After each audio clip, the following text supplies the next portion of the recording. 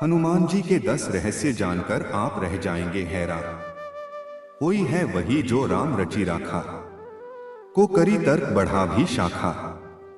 हनुमान जी इस कलयुग के अंत तक अपने शरीर में ही रहेंगे। वे आज भी धरती पर विचरण करते हैं। वे कहाँ रहते हैं, कब कब व कहाँ कहाँ प्रकट होते हैं और उनके दर्शन कैसे और किस तरह किए जा सकते हैं, हम यह आपको बताएंगे अगले पन्नों पर। और हाँ, अंतिम 2 पन्नों पर जानेंगे आप एक ऐसा रहस्य जिसे जानकर आप सचमुच ही चौंक जाएंगे। चारों जुग प्रताप तुम्हारा, है प्रसिद्ध जगत उजियारा। संकट कटै मिटै सब पीरा, जो सुमिरै हनुमत बलबीरा।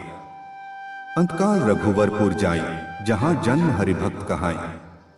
और देवता चित्त ना धरई, हनुमत से ही सर्व सुख करई। चारों युग में हनुमान जी के ही प्रताप से जगत में उजियारा है।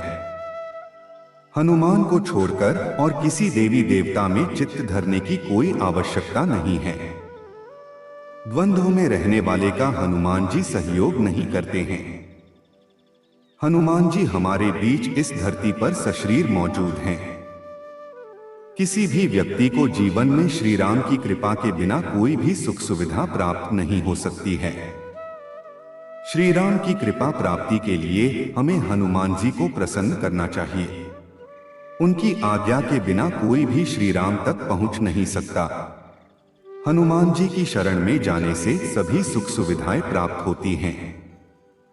इसके साथ ही जब हनुमान जी हमारे रक्षक हैं, तो हमें किसी भी अन्य देवी देवता, बाबा, साधु, ज्योतिष आदि की बातों में भटकने की जरूरत नहीं। हनुमान इस कलयुग में सबसे ज्यादा जागृत और साक्षात हैं। कलयुग में हनुमान जी की भक्ति ही लोगों को दुख और संकट से बचाने में सक्षम है।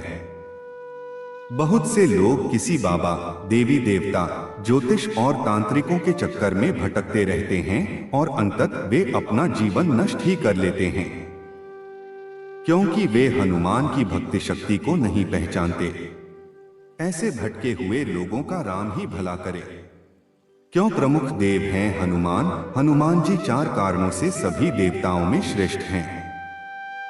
पहला यह कि वे रियल सुपरमैन हैं। दूसरा यह कि वे पावरफुल होने के बावजूद ईश्वर के प्रति समर्पित हैं। तीसरा यह कि वे अपने भक्तों की सहायता तुरंत ही करते हैं। और चौथा यह कि वे आज भी सशरीर हैं। इस ब्रह्मांड में ईश्वर के बाद यदि कोई एक शक्ति है तो वह है हनुमान जी। महावीर विक्रम बजरंगबली के समक्ष किसी भी प्रकार की मायावी शक्ति ठहर नहीं सकती। अगले पन्ने पर पहला सबसे बड़ा रहस्य। क्या हनुमान जी बंदर थे? हनुमान का जन्म कपि नामक वानर जाति में हुआ था। नए शोधानुसार प्रभु श्री राम का जन्म 10 जनवरी 5114 ईसा पूर्व अयोध्या में हुआ था। श्री राम के जन्म के पूर्व हनुमान जी का जन्म हुआ था, अर्थात आज से लगभग 7129 वर्ष पूर्व हनुमान जी का जन्म हुआ था। शोधकर्ता कहते हैं कि आज से 9 लाख वर्ष पूर्व एक ऐसी विलक्षण वानर जाति भारतवर्ष में विद्यमान थी, जो आज से 15 से 12 हजार वर्ष पूर्व लुप्त होने लगी थी और अंततः लुप्त हो गई। इस जाति का नाम कपि था। हनुमान जी के संबंध में यह प्रश्न प्राय सर्वत्र उठता है कि क्या हनुमान जी बंदर थे। इसके लिए कुछ लोग रामायणादि ग्रंथों में लिखे हनुमान जी और उनके सजातीय बांधव सुग्रीव अंगदादी के नाम के साथ वानर, कपि, शाखामृग, लवंगम आदि विशेषण पढ़कर उनके बंदर प्रजाति का होने का उदाहरण देते हैं। वे यह भी कहते हैं कि उनकी पुच्छ, लांगूल, बाल्धी और लाम से लंकाधन का प्रत्यक्ष चमत्कार इसका प्रमाण है। यह भी कि उनकी सभी जगह सपुच्छ प्रतिमाएं देखकर उनके पशु या बंदर जैसा होना सिद्ध होता है। रामायण में वाल्मीकि जी ने जहां उन्हें विशिष्ट पंडित, राजनीति में धुरंधर और वीरशिरोमणि प्रकट किया है, वहीं उनको लोमश और पुच्छधारी भी शतश प्रमाणों में व्यक्त किया है। दरअसल आज से 9 लाख वर्ष पूर्व मानवों की एक ऐसी जाति थी जो मुख और पूंछ से वानर समान नजर आती थी, लेकिन उस जाति की बुद्धिमत्ता और शक्ति मानवों से कहीं ज्यादा थी। अब वह जाति भारत में तो दुर्भाग्यवश विनष्ट हो गई, परंतु बाली द्वीप में अब भी पुच्छधारी जंगली मनुष्यों का अस्तित्व विद्यमान है, जिनकी पूंछ प्राय 6 इंच के लगभग अवशिष्ट रह गई है। ये सभी पुरातत्ववेत्ता अनुसंधायक एक मत से स्वीकार करते हैं कि पुराकालीन बहुत से प्राणियों की नस्ल अब सर्वथा समाप्त हो चुकी है। अगले पन्ने पर इससे भी बड़ा दूसरा रहस्य। पहला जन्मस्थान हनुमान जी की माता का नाम अंजना है, जो अपने पूर्व जन्म में एक अप्सरा थी। हनुमान जी के पिता का नाम केसरी है, जो वानर जाति के थे। माता पिता के कारण हनुमान जी को आंजनेय और केसरी नंदन कहा जाता है। केसरी जी को कपिराज कहा जाता था, क्योंकि वे वानरों की कपि नाम की जाति से थे। केसरी जी कपि क्षेत्र के राजा थे। कपिस्थल कुरु साम्राज्य का एक प्रमुख भाग था। हरियाणा का कैथल पहले करनाल जिले का भाग था। यह कैथल ही पहले कपिस्थल था। कुछ लोग मानते हैं कि यही हनुमान जी का जन्म स्थान है। दूसरा जन्म स्थान गुजरात के डांग जिले के आदिवासियों की मान्यता अनुसार डांग जिले के अंजना पर्वत में स्थित अंजनी गुफा में ही हनुमान जी का जन्म हुआ था। तीसरा स्थान कुछ लोग मानते हैं कि हनुमान जी का जन्म झारखंड राज्य के उग्रवाद प्रभावित क्षेत्र गुमला जिला मुख्यालय से 20 किलोमीटर दूर आंजन गांव की एक गुफा में हुआ था। अंत में आखिर कहां जन्म लिया? पंपा सरोवर अथवा पंपासर होसपेट तालुका मैसूर का एक पौराणिक स्थान है।